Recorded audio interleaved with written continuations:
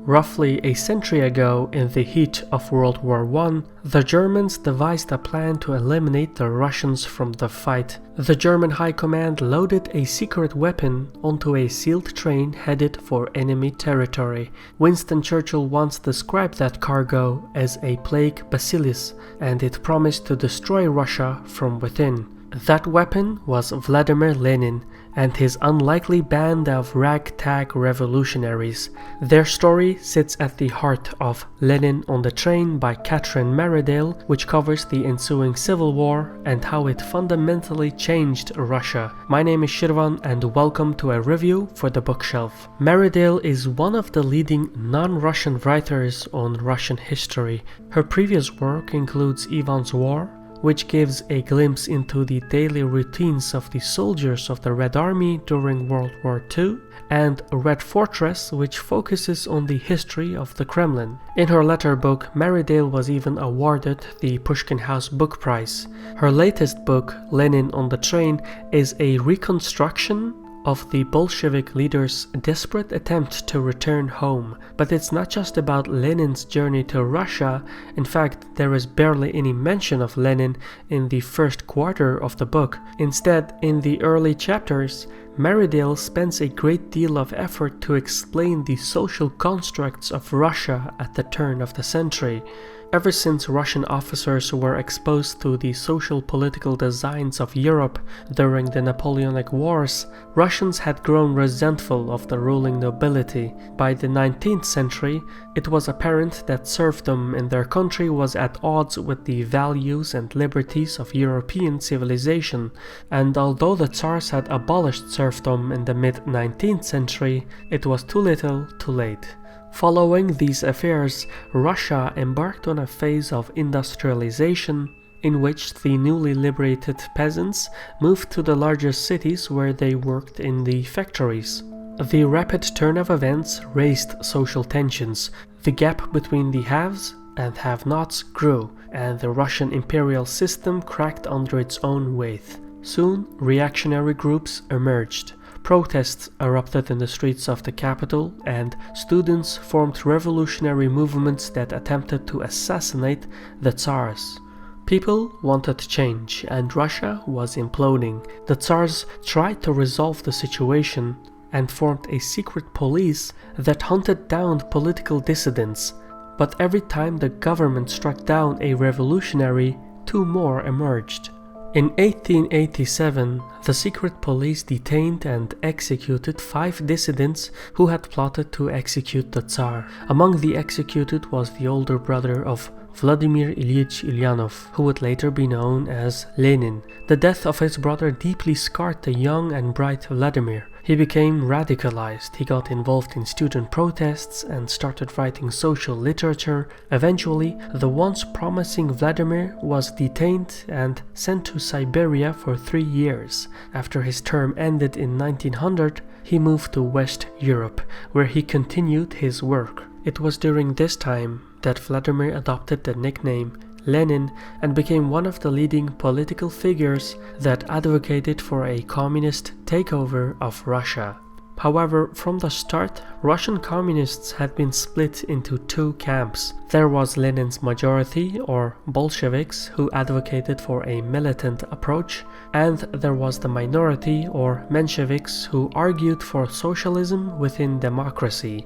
Here, Merridale does an outstanding job in explaining the ideological disputes between the 2 camps, as well as the relationship between Lenin and Trotsky.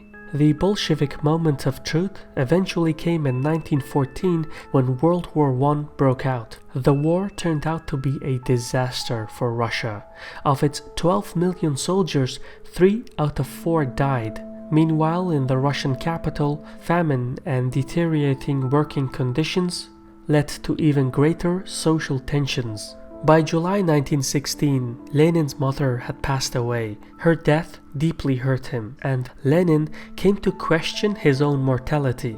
He knew that the Russian working class was on the verge of a revolution, but he also feared that he would not live long enough to see it. So, for Lenin, the proletarian uprising could not come soon enough. Eventually, in February 1917, the situation reached its tipping point in the Russian capital. Widespread famine forced 250,000 people to the streets demanding peace and bread. The government deployed soldiers to disperse the protesters, and the ensuing contact resulted in a massacre. However, as the soldiers withdrew to their barracks, they started to question the morality of the orders they had received. So the next day, the soldiers mutinied and took on scarlet red ribbons and joined their fellow countrymen in protest against the government. This is by far my favorite chapter in the book because it reads like a political thriller, and Merridale writes with such fluency that it sets an ambience of uncertainty. Sometimes one feels sympathy for Lenin and his cause, in other times he is portrayed as rotten to the core. This shuffle between good and bad may come as confusing for some readers, but it's an accurate reflection of the uncertainty of those times. But the core of the book focuses on the events that came next. As unrest spread to other areas, the Tsar abdicated from the throne, which forced the State Duma to form a provisional government and take control of the country. Upon learning the news, Lenin decided to return home and take charge of the uprising. However, the direct passages from Germany to Russia were blocked due to the ongoing war. As a result, Lenin conspired with the German High Command and negotiated a passage through enemy territory. In a sealed train, Lenin and his companions traveled from Switzerland to Germany, to Sweden, and across Finland to Petrograd in Russia. It was the calm before the storm. For the purpose of research, Merridale took the same train journey Lenin did. Unfortunately, the author's journey has little impact on the book. This is a missed opportunity. She could have at least compared the modern situation to the past, which would have only enhanced the reader experience. That said, the author makes up for it by vividly describing the German-Russian status quo. For Lenin, the journey was a gamble. He didn't know if he was going to be welcomed with open arms or hanged for treason, especially since his opponents tried to discredit him as a traitor. For the Germans, it was a wager as well. The German High Command had hoped that Lenin's presence in Russia would knock the Russians out of the war and allow for Germany to focus on the West European front line. This was such a controversial point in history that for decades, Soviet officials denied Lenin's collusion with the Germans. Anyone who argued differently would have a long talk with the KGB. So reading or owning books such as Lenin on the Train was a death sentence in the Soviet Union. In any case, the German plan succeeded. As Lenin arrived in Russia, he was greeted by an old friend, Trotsky, who had been quietly amassing an intelligence network and a stockpile of weapons for the Scarlet Red Ribbon mutineers, which would be reinvented as the Red Army. Lenin's personality captured the imagination of the masses. He turned an angry mob into a militia that conquered an empire and created the world's first communist state. Once in power, Lenin proved to be a relentless tyrant who advocated for radical ideas by means of violence. Like pawns in a game of chess, he sacrificed millions of lives and called for mass terror to secure his objectives. Lenin's ruthless tactics soon turned into a nightmare for the Germans and the rest of Europe. In general, Lenin on the Train shows in detail how ordinary folk, when pushed against the wall, turn to desperate measures to survive. It is almost like a study of political radicalization and what impact famine and war have on the human condition. The book is also a leap in time to one of the most intriguing moments in Russian history.